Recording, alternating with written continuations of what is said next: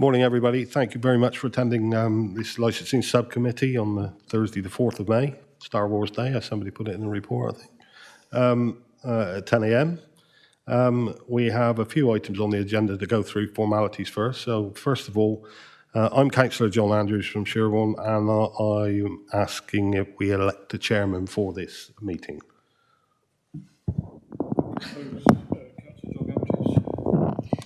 And I will second. Thank you very much, councillors. I'll do a few, we'll go around the table and introduce everybody. So first of all, my councillors. My name is Derek Beer, and I'm councillor for Shaftesbury. Switch your mic on. Please yourself. Good morning. My name is Councillor Emma Parker, and I represent Puddletown and Lower Winterbourne. I'll now ask the officers to introduce themselves, starting with the legal.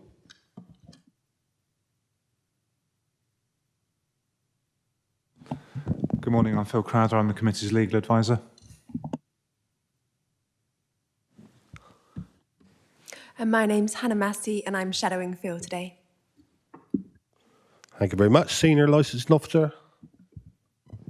I'm Catherine Miller, Senior Licensing Officer and Report Author. And Democratic Services. John Miles, Democratic Services. I'll be taking the minutes today. Elaine Tipple, also Democratic Services.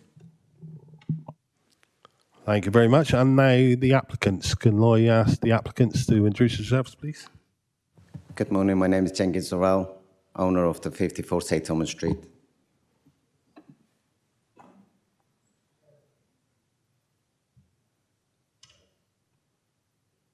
Good morning.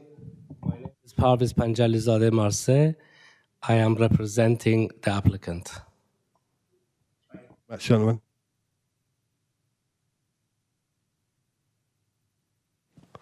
All right. Okay. Thank you very much. I think everybody's introduced themselves. At the back, we have Catherine, and you are doing our live streaming, aren't you? There we go.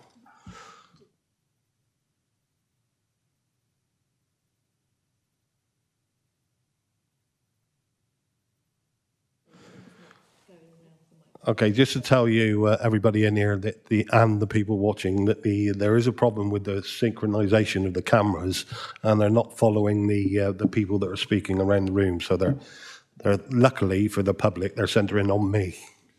That's very good to see.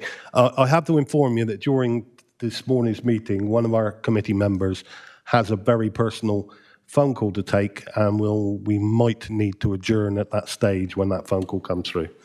So Councillor Parker, if it comes through, will be giving me a nudge, and we'll reach the end of that point and adjourn. Okay. Right. Now I'd ask the licensing officer to outline the report. Sorry, there's me saying I have to do everything. Item 2 on the agenda is apologies. Any apologies? Yes, apologies for absence were received from Councillors Cathy Lugg and David Morgan, substituted by Councillors Emma Parker and Derek Beer.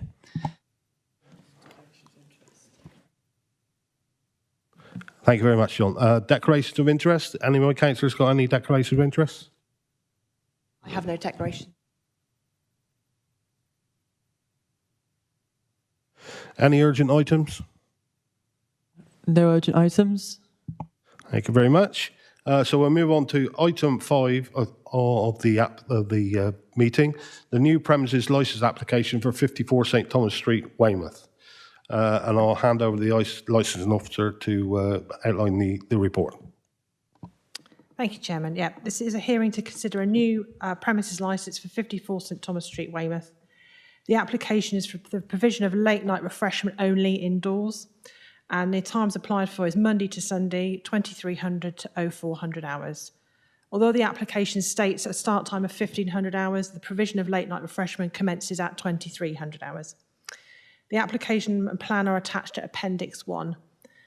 Dorset Police have requested conditions to be added to the licence if it were to be granted, and the applicant has agreed to these to be added, and these can be found at Appendix 2.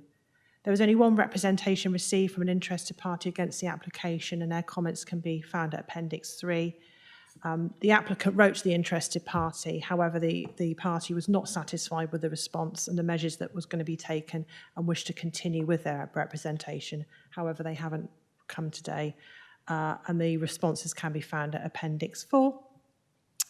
And I would like to remind members that the options available to them today are to grant the licence subject to such conditions as the authority considered appropriate for the promotion of the licence and objectives, and the mandatory conditions to exclude from the scope any of the licensable activities to which the application relates, or to reject the application. Thank you. Thank you very much, Catherine. Have we got any questions for Catherine, committee? I've just got a couple, Catherine, if you could answer. Are you happy that the application has been filled out correctly and all the boxes ticked? Yes, Chair. Also, I noticed in the objection, although the person didn't hear, there was some report of the premises currently being in operation and operating after 11 o'clock. Would you be able to confirm that?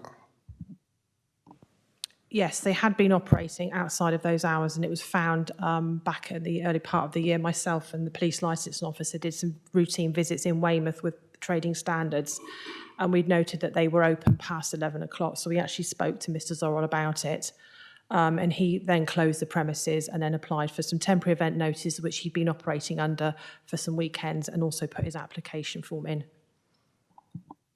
Thank you very much.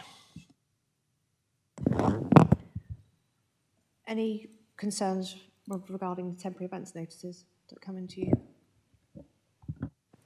No concerns whatsoever, no. Okay, now I'll hand over to the applicant. Have you got any questions for the licensing officer? Any questions at this moment?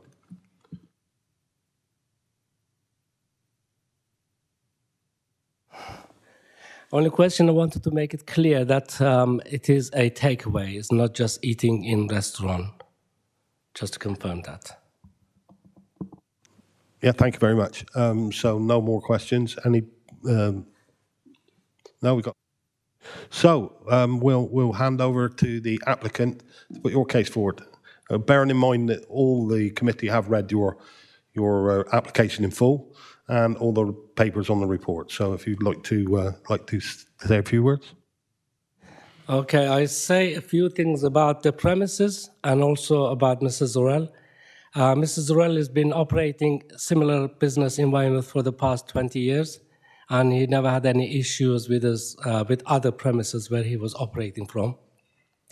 This one, there has been a bit of a confusion because the premises used to be a late-night takeaway kebab shop a few years ago, and then it was turned into a tattoo shop, and then it was closed for a long time, for nearly 10 years. And then it was operated by a licensing licensing club for a fire brigade, Dorset Fire Brigade. They had their own meetings and their own get-together in there. That didn't last very long. So Mr. Zorrell assumed that it did have the late license. He didn't check it. That is why he was operating without the license at the beginning, because it used to be a kebab shop. In fact, his brother-in-law used to own it many years ago. So as the police got involved and the council, and he needed some help, so he asked me with my architectural experience and my licensing experience, which some of you probably know, been a long time, to help him out. So we spoke to the local authority, so Catherine and also Kirsty from the police. We had meetings with them, and we've come up with plans with the condition which the police has imposed, and Mr. Zorrell has agreed to all of them. We had the fire officer came in, checked the building, has proposed some alterations to be carried out, which is in process at the moment being done. The environmental health came and gave Mr. Zorrell Number 5, hygiene award, which is quite high, best one you can get. And during this time, while we were waiting for this meeting, we started, with the permission of the council and the police, applying for 10's license, because kebab shops, usually their best business is after 11 o'clock. So it was very kind of them to agree with this temporary event license for the last 5 weekends, and that was like 4 nights, sometimes 3 nights a week. And luckily, it all went through calmly because of his experience in this business. And we are hoping that this license to be granted so that he doesn't have to apply for the 10's license and to comply with all the regulations which the police has imposed on him. The objections, we don't know what their motive was. I personally, I know it is an objection from a member of public, and we know who that, roughly 90%, who that person is. And I think there is a personal grudge against Mr. Zorel. But that is not, obviously, you don't have to take that into account. That is how we see it. Thank you. Mr. Zorel, do you want to say anything? I know your agent has spoke highly of you. I'm all good, thank you. Thanks. Right, thank you very much. Right, councillors, any questions? I was a little surprised to hear that the applicant didn't realise the licence was in place. That surprised me when you said that. And secondly, have you tried to meet with, maybe it's inappropriate and can't happen, but have you tried to meet with the person who's made the representations and tried to negotiate a way through to make sure that in the future you work in harmony to save these things happening? Yes, I think it was an oversight by Mr. Zorel, because I didn't know at the beginning. I only got involved when the problem started. He assumed, because his brother-in-law used to own it as a kebab shop, so and also he knows the landlord. So the landlord should have clarified with him, which he didn't. As far as the person who's done the complaint, Mr. Zorel and him went out one night, and I think he was trying to say to him, to talk to him about it. And when Mr. Zorel offered him a drink, so they talk over a drink, he said, "I don't want your drink, this is my town." That was his exact word. So he got very upset, and just we left it like that. Thank you. Okay, thank you. I think it's always really important, as you've done, to try to make that, to try to deal with that before it gets out of hand. Thank you for your answers. Thank you. Just looking at the application that's been submitted, obviously you've got the section M, which is the licensing objectives. In box A for general, for all 4 licensing objectives, it's got training will be given to staff to be aware of the 4 licensing objectives. What training will staff be undertaking? The training, which I've had quite a lot now, I will be doing the training, and it will be to make them aware of all the 4 objectives of the licensing objective, and also fire training, fire escape and evacuation, first aid, all the things which causes harm to people, to customers, to children. That's the sort of training. But I have not got a template to show you now. But we can't, obviously we will present it to the police and the council, making sure they are happy with it. And will the training be a refresher course? So will they be refreshed every sort of 6 months? They recommended every 6 months on the police report, yes.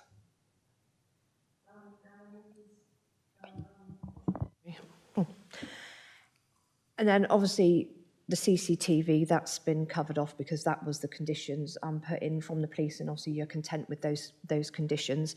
The public safety section of it, obviously you've got provide duty of care, employ reasonable staff. What do you class as reasonable staff? Of course, there are reasonable staff and there are unreasonable staff.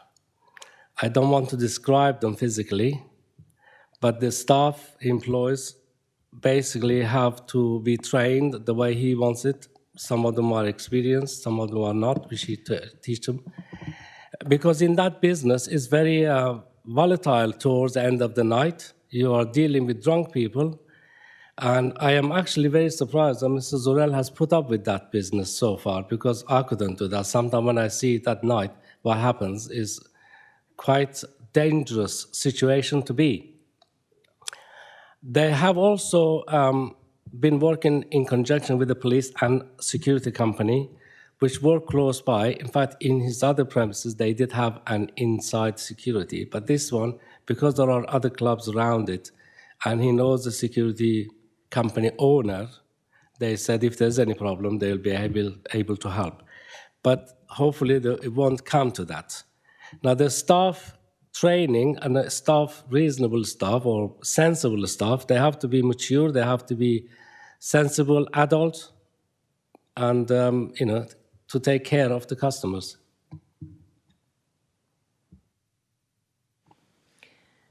And the protection of children from harm. In that bit, you've got the duty of care to apply when necessary by a responsible member of staff. In that business, you don't really get children that time of night. Occasionally, very rarely, if there's an event in town, children probably will be with their parents. But obviously, they're not. If they see a 12-year-old boy or a girl, 2 o'clock in the morning, I think what we have to do is, through our training, to get them inside at the back of the shop, somewhere safe, and call the police, or if they can give us their parents' number, and then make sure that they get home safely. Okay, thank you. And with regards to the opening times, will it be your intention to open till 4 a.m. on the 7 days a week? To be honest with you, and 3 o'clock, 2:30, and that's 2:30 we normally shut the door. Friday and Saturday, that's the busiest night a week, and we still close the door 2:30, even if we have a license till 4 o'clock, and after 2:30 we shut anyway. Thank you. Thank you very much. I don't have any more questions at the moment. Thank you. It must be quite a nightmare at the moment with the dearth of staff and with the unsociable hours. It must be very, very difficult to employ the right type of staff which you desire to get them trained and carry out the responsibilities that obviously they need to do. It must be a real nightmare at the moment because the unsociable hours and the shortage of staff available must be a bit of a nightmare to you. There is an advantage of Mr. Zorel, which he has, which I won't be able to do. There are a community of Turkish people who are very expert in this business, in this job, and there are quite a few of them available. They're all have got work permit. They've all been here a long time, so they normally have no problem with getting the staff. And a different subject about the opening, I was going to suggest if it is easier for you and the council, we don't mind that to be dropped to 3 o'clock. Thank you.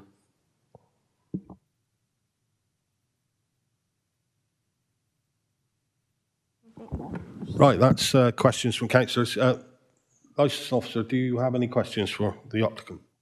No, thank you, Chair, no. Okay, I think everybody's had their turn to say because we've got no objectors here, so we're going to sum up now.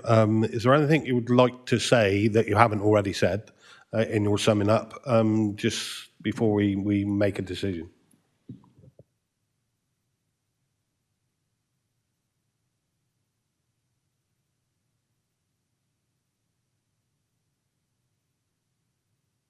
You switch the mic on.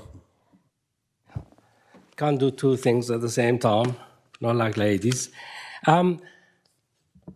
I have been in a few of sessions like this in various departments and things, and I think it would be a shame not to allow this license to be approved, because that building that I know has been closed for about 10 years, and there is a lot of empty shops in Weymouth. And this will be another empty shop if it's not granted. And obviously, more people will be unemployed. So I think because of the situation the town centre in Weymouth is at the moment, it would be an advantage to have another shop open, provide the service, and also to do employment. Thank you. Thank you very much. Catherine, have you got anything else you want to add? No, I just want to clarify, there was or is a licence actually at that premises, but it's not a late night refreshment licence, which is what was being referred to, and it was for Frontline Coffee. That licence hasn't been surrendered, but again, it was only till something like 10 o'clock at night, so it wouldn't have covered Mr. Zorrell for his late night refreshments. Thank you very much. Councillors, anything you'd like to ask or add?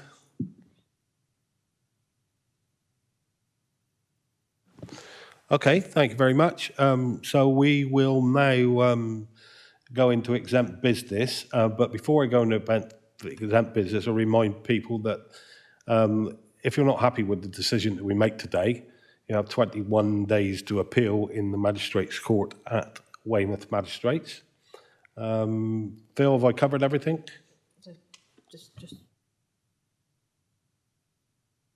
Oh, the decision will go out within the next 5 days, but you'll probably hear quicker than that, knowing the efficiency of our officers.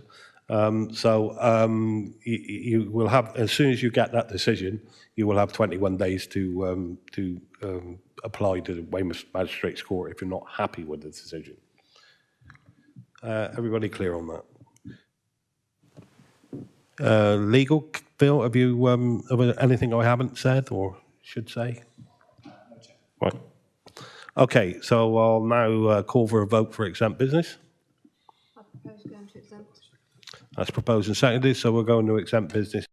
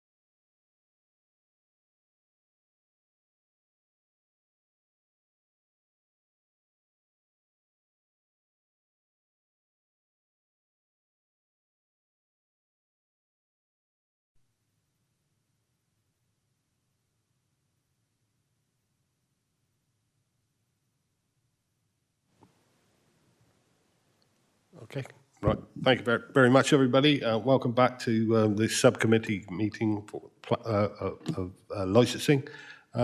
We move on to our second item on our agenda, and I just remind people that we might have a personal call come through for one of our committee members who she'll have to take, and we might have to adjourn. Hopefully not, but there we go. We are where we are. But, thank you very much. So our next application, or our next item is, let me find it. Let's trouble with these computers. Oh, page 41, I think. Page 49. 49.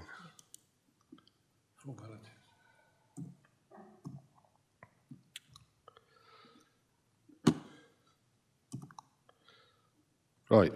So the next item on the agenda is item 6. We've been through our formalities on the opening of the meeting. So this is the application to review the premises license for the Polish deli known as Weymouth Market in Weymouth. I will now ask the licensing officer to outline the process. Thank you. Thank you, Chairman. Yes, this is an application to consider a review of the premises licence for Weymouth Deli, which is now known as the Weymouth Market, 9 King Street, Weymouth.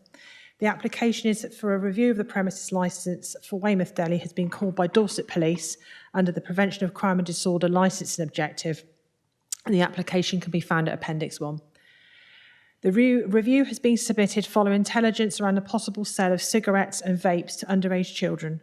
Dorset Police and Trading Standards attended the premises on the 11th of October 2022 and discovered a large quantity of cigarettes and hand-rolling tobacco that had not been subject to UK duty.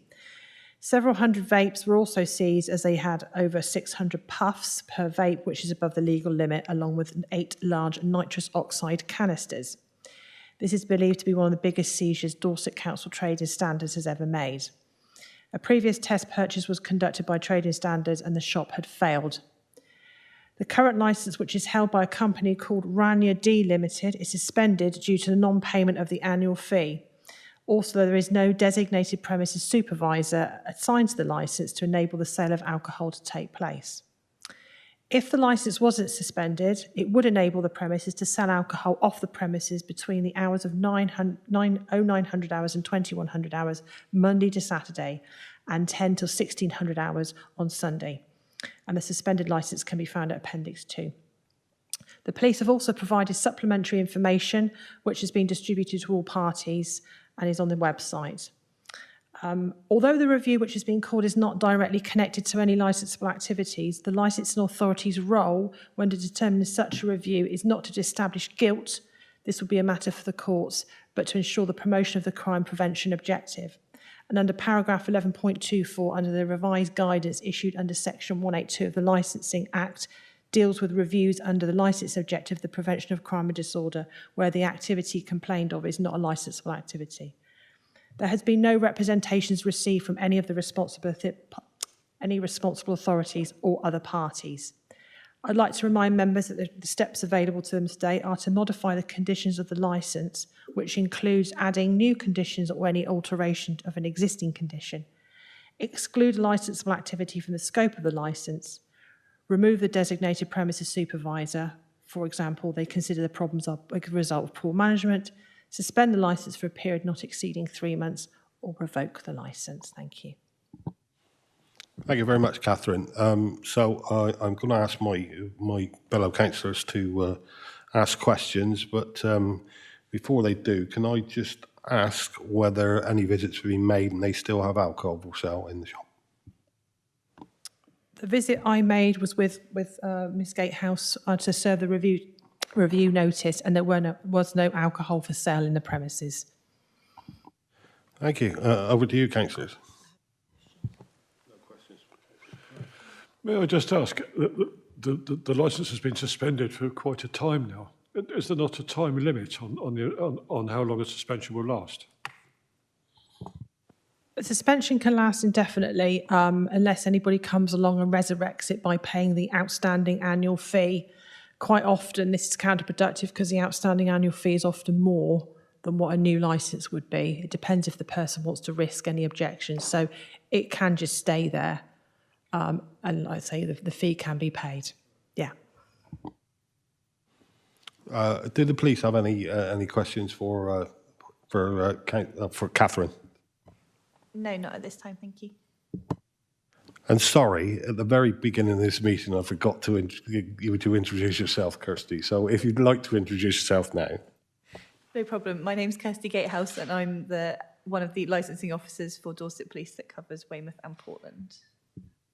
Thank you, Kirsty. So we'll now then, if nobody's got any questions, we'll move on to Kirsty and her report. Thank you. Thank you, Chair. As Catherine's already said, it's already been submitted in terms of the additional information on top of the initial application. The real reason for submitting this, or the main reason I should say, is because of the criminality that we have witnessed within that shop, even though it's not related to the alcohol being sold, because we haven't found any sold there since it's changed to this Weymouth Market that it now goes under.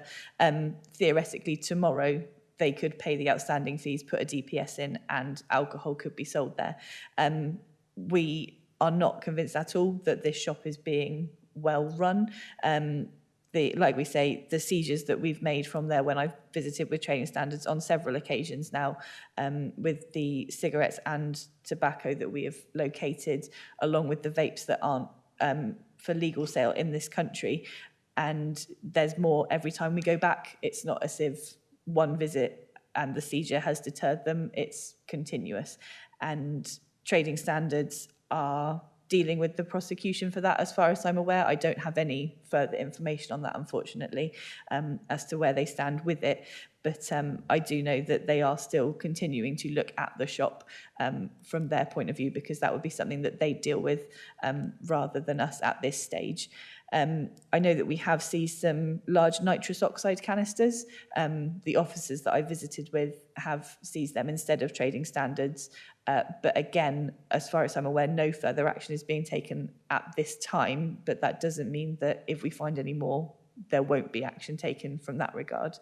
But yeah, we're not happy with the way the shop is being run, and we do just have this concern that should the alcohol licence remain, it's another option that they could use to sell alcohol to people that shouldn't be buying it. The vapes have already they failed test purchases on vapes with children, and I think that that would continue to alcohol as well. I don't think that they have any regard for age verification for anything that they're selling, and that was obviously a concern for us, that children could easily obtain alcohol. It's near to the train station as well, which is a very popular area for sort of young people to hang around, and it's just a very busy location in Weymouth, not just for children, but for tourists and for people that live there. And we just don't want this kind of criminality getting any worse in that area. So that's the reason for us bringing this to you today. Thank you very much, Kirsty, and a very comprehensive report you've given to us all. And I know all our councillors have read that thoroughly. So thank you very much for that. Councillors. Thank you. With regards to, I know you said it was sort of mainly done by trading standards, but with regards to obviously the illegal tobacco and the vapes and so forth, do you see it going forward being an issue should the licence be reinstated, that there is a possibility there that the alcohol could also be illicit alcohol that was being sold from the premises? Quite possibly, yes. Like I say, the cigarettes and tobacco that we've located have, again, I think we're waiting on the official confirmation, but from the way that the packaging has been compared to what you'd expect for cigarettes and tobacco, where the duty has been paid correctly and things, it looks like it has been imported. The boxes and packaging that we found them in out the back look like they have been imported sort of secretly or sort of behind the scenes rather than an official delivery from somewhere else. So I'd think that this could quite potentially be the case if they were to sell alcohol as well. Okay, thank you. Another question, I'm not sure that you're going to be able to answer this one. With regards to the fact that the property has been searched on 3 occasions, do you know what the sanctions are? Because obviously that's quite a few times to be done. And like you said, the first time was, not a huge amount, sort of like 370 odd packet cigarettes, but now we're sort of like 12,500. So obviously that's a concern that it's increasing. But do you know what the process is from the first time that they got searched to when they got searched the last time? I'm not sure. It's trading standards that are dealing with that prosecution, but I do know that the first visit was in company with HMRC as well. So it's not just the local trading standards team, it's sort of the Southwest regional, I can't remember the name of the team that deals with it, but there is a specific team that deals with these cigarettes and things, and they have conducted visits there themselves. Unfortunately, they weren't available on the visit when we made the very large seizure last time, but I think they were quite frustrated that they weren't there with us for that one, because that was, a lot that we found. Okay, thank you. And my final question, in your report that you submitted just on the start of page 4, just for clarification, you've got it just says they appear to be within the legal limits of THC within a product. What is the THC? I'm not sure of the official description of it, but it's to do with cannabis and cannabinoids that are present in certain products. There is, like I say, there's a legal limit that can be in this country sometimes, but other countries have higher limits, such as places like Canada, where things are more legal, they can have higher limits. And again, things are often imported into this country, but everything that we could see in the shop at this time, or at the time of the last visit, in relation to the THC, everything was within the limits that it should be. Thank you. I've no further questions. Thanks, Kirsty. I think you've answered all of my questions. Thank you. Thank you very much, Kirsty. Licensed officer, any questions for Kirsty? No, thank you, Chairman. Okay. Anybody want to sum up? I think we've heard everything from Kirsty. I think we've heard everything from Catherine. Anything else to say, Catherine? No, I have nothing further to add. Thank you. Thank you very much. So at this stage, unless anybody's got anything else they want to say, I want to make sure everybody's had their say.